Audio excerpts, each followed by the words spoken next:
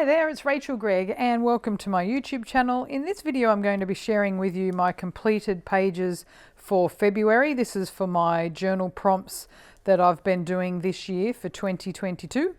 And what I did share, I've already shared my January pages in a previous video, so if you'd like to go and see those, just go back to my YouTube channel and you'll see those pages. But for this video I just want to continue on and share with you my February pages. So this month here I went with a painted theme. So for January I was using just dip pens with liquid inks, so all of those pages are basically just using dip pens and nothing else.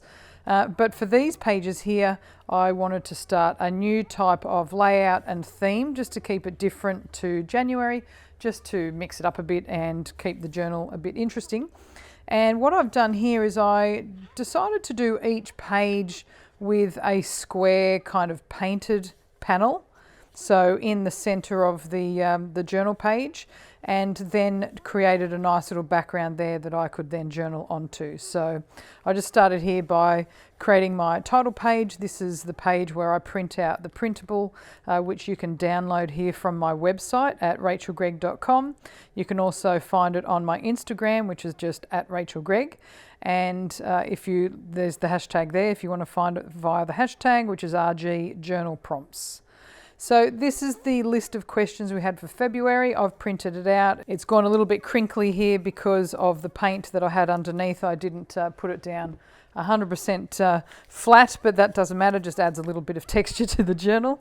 And so each page here, what I did was painted my background, and I just used different colors. Now the paints that I was using were Dylusions and Dina Wakley Media paints. Both of those are from Ranger, just using different colors. And so I used masking tape, so just to put a strip across here, across the top, and then down each side there, so then I knew that I had a nice little border. Obviously paint was coming through, well, that was from doing my title page here, but paint would come through here and there throughout the month, as you'll see. I'm not too concerned about any of that. Again, all of this is just handmade. It's nice little fun journaling, but at least I just had my nice little square there. And I used a pencil, this one. This is the Art Studio watercolor sketch pencil. You could also use a Stabilo all pencil or even just a basic lead pencil. These ones here, if you want to add water to it, it will react and it'll create a nice watercolor effect. I've just left it just as a normal pencil, so any pencil will do. That's just to give it a nice little sketchy border.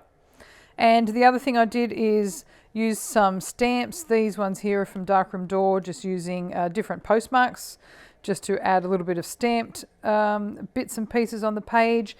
And then I've also added some other stamped pieces as well. So what I've got in my on my desk is just random stamped images that I have on hand that I never used for other projects.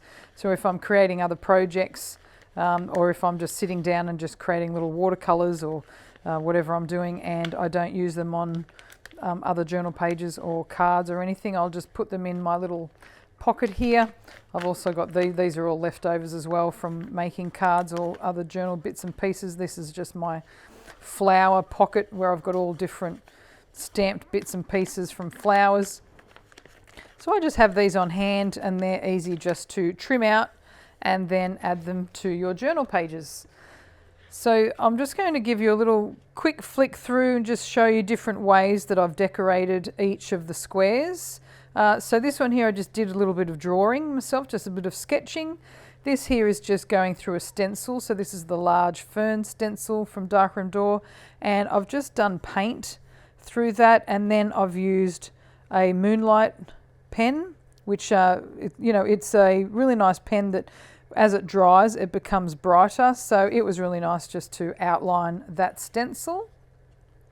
These pages here, I've done a bit of stamping here just in different inks, just to create a nice little garden there. Again, using more postmarks.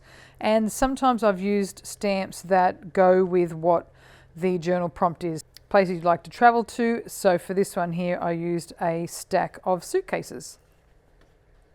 So here's some more of my pages using more postmarks, again using some nice little watercolour flowers.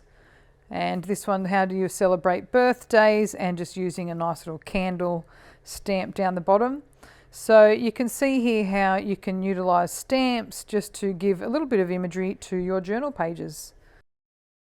So this time round, instead of writing directly onto the painted background, because it was actually quite dark because I was using like a dark green colour, I thought the text probably wouldn't stand out too much, even though I did go over it with a bit of white paint. Instead, I wanted to mix it up anyway and just use 4 tags, which fitted really perfectly for the square anyway, so I thought that was a really great way to mix it up a bit and use those tags. And going on to more pages here and using more watercolour bits and pieces. And it was just really fun just to use different colours and just to see which colours really worked for backgrounds. I mean, as you can see here, because I was going a bit dark, I really quite like dark painted colours, but I really found that these nice little pastel colours worked really nicely for creating your backgrounds and then adding a bolder colour either side, either with some stenciling or just as a little highlight there on some of your pages.